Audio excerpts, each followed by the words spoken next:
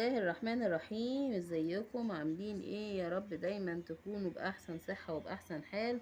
النهاردة ان شاء الله هنعمل مع بعض الكشري المصري، الكشري الحلة الواحدة. عايزة اقول لكم تحفة جدا وطعمه حلو جدا جدا، وبيعمل معاكي كمية كبيرة، يعني كمية تشبع كده بإذن الله. وهنعمل كمان الشطة الحامية بتاعت الكشري، وكمان الصلصة بتاعت الكشري، وكمان الدقة، زي ما تكوني قاعدة في مطعم كشري، وهيبقى احسن كمان لانه من عمايل ايديكي وانضف ومضمون. يا رب يعجبكم الفيديو وتستفادوا منه. ما تنسونيش بقى باللايك والشير والاشتراك في القناة، وشكرا. يلا بينا حالا نشوف الطريقة. بسم الله الرحمن الرحيم. في البداية كده لازم العدس ابو جبة وحمص الشام لازم يتنقعوا في مية على الاقل ساعتين، ولو من بالليل يكون احسن. بعد ما يتنقعوا هنشطفهم وهنصفيهم ونشطفهم. بالنسبة للحمص هنسلقه تاني، وبالنسبة للعدس هنصفيه ونشطفه. هنشتغل بيه على طول في الحلة بتاعة الكشري. بسم الله الرحمن الرحيم. هنبدأ بتحمير البصل. قطعت البصل زي ما انتم شايفين كده رفيع جدا بتاعة الشيبسي، ومش هحط عليه لا ملح ولا دقيق ولا نشا. انا هحمره زي ما هو كده، وبعدين لما يطلع هرش عليه شوية ملح. هنا هنسخن زيت غزير ونحط فيه البصل، واول ما لونه يبقى ذهبي نطلعه زي ما انتوا شايفين كده اهو. زي ما انتوا شايفين لونه ذهبي جميل. هبدأ بقى اطلعه كله، وبعدين ابدأ بقى استخدم الزيت بتاعه ده في الكشري. زي ما انتوا شايفين بعد ما طلعته يبقى لونه ذهبي بالشكل ده كده، هطلعه بقى كله واحط له شويه ملح واسيبه، وابدأ اشتغل بالزيت اللي طالع منه في الكشري. دلوقتي بقى نفس الزيت اللي انا كنت محمره فيه البصل هسخنه كده في حله، وابدا احط له نص كوبايه شعريه.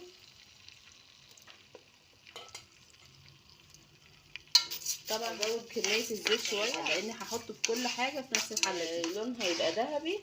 هنرجع تاني بعد ما بقى لونه ذهبي كده، هنبدا بقى ننزل بالرز بعد ما غسلناه وصفيناه.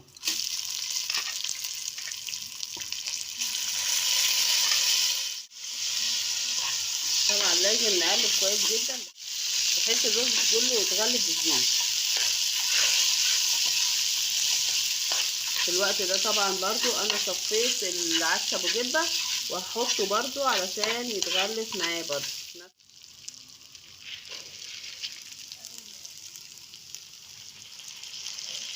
لازم العدس ابو جبه يتنقع وما بيتسلقش طبعا، بيتحط مع الرز على طول كده، هو بيستوي مع الرز.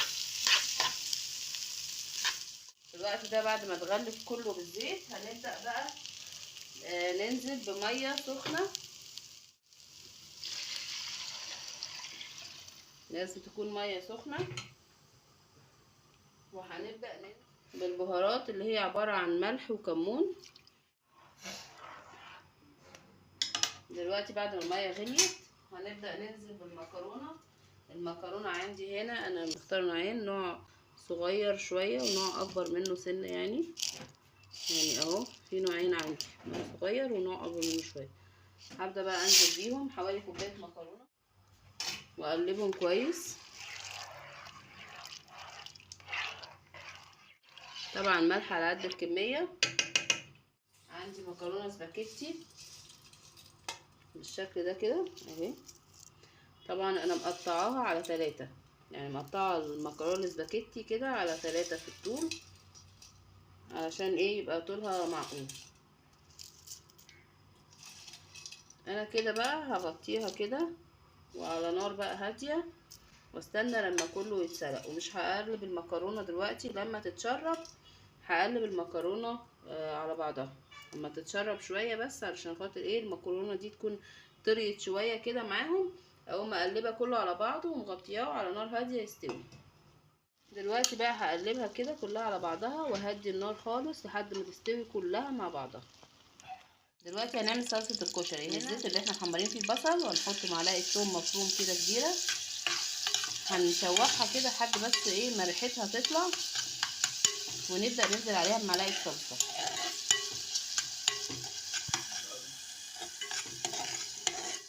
هنا كده بدات ريحه الثوم تطلع، هنبدا بقى نحط لها معلقه صلصه.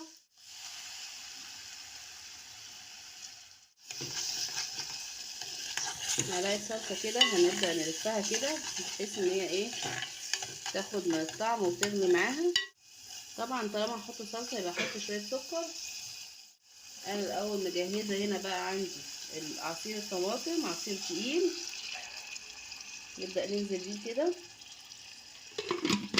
ممكن نسلق الطماطم، ممكن البهارات عندي بقى ايه، شويه سكر وملح وشويه شطه صغيرين، او تحطي بابريكا، كزبره ناشفه وكمون. انا بقى هسيبها تغلي، وبعد ما تغلي هطفي عليها واحط عليها شويه خل.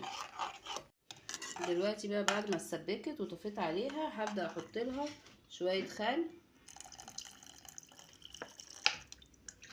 حوالي نص كوبايه خل، واقلبها وهنقدمها بقى بالشكل ده. خلاص دلوقتي بقى هنعمل الدقه بتاعه الكشري. عندي هنا الزيت اللي محمرين فيه البصل، عشان كده فيه بقايا بصل. هحط برده معلقه توم مفروم، وابدا اشوحها كده بس لحد ما تطلع ريحتها. دلوقتي بقى هي طلعت ريحتها، هحط عليها نص كوبايه ميه، وابدا احط عليها توم وكزبره ناشفه،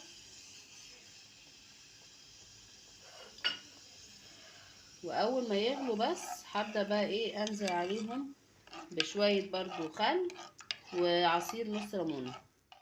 دلوقتي بعد ما غليت كده هطفي، بحط عليها خل اهو،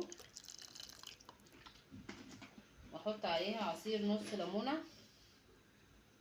وهقلبهم واسيبهم، ويبقى دي ده كده الدقه بتاعت الكشري. دلوقتي هعمل شطه الكشري. هنا عندي شطه مجروشه او شطه ناعمه عادي، حطيت عليها معلقه زيت برضو من زيت البصل، وهبدا ازود عليها كده برضو معلقتين من الصلصه اللي احنا عملناها. لو بقى ما بتحبوش الحامي مش لازم الدقه، بس طبعا هي بتبقى حلوه قوي يعني. هزود بقى نص كوبايه ميه واسيبها تغلي، ودي بقى هتبقى الشطه بتاعتنا. هسيبها تغلي وخلاص، وكده بقى نقدمها، ودي تبقى الشطه. ممكن نحط لها شطه عاديه. دلوقتي بعد ما الكشري اللي في الحله الواحده استوى اهو، الحبه بحبتها وكله استوى مع بعضه. عايزه اقول لكم طعمه حلو جدا جدا. اهم حاجه حاولوا تظبطوا الملح من الاول، عشان انا حسيت ان هي عايزه شويه ملح وزودتها بعد كده ملح. بس طعمها حلو جدا جدا. وطبعا احنا في الوقت ده خلصنا الدقه والشطه والصلصه بتاعه الكشري. نبدا بقى نقدم الكشري. دلوقتي بقى زي ما انتوا شايفين كده عملناه بالشكل الجميل ده، عشان يتقدم كده يبقى شكله حلو جدا زي ما تكوني بتاكليه في مطعم. وهتحطي بقى من الدقات اللي هتعجبك ومن الصلصه اللي تعجبك، عايزه تزودي تقللي براحتك، عايزاه حامي مش عايزاه حامي زي ما انت عايزه. كأنك بقى عازماهم في البيت كده على كشري، طبق كشري مصري احلى من المطاعم. يا رب تكونوا تستفادوا من المحتوى اللي بقدمه لكم. ما تنسوش بقى اللايك والشير واشتراك في القناة، وشكرا والسلام عليكم ورحمة الله وبركاته.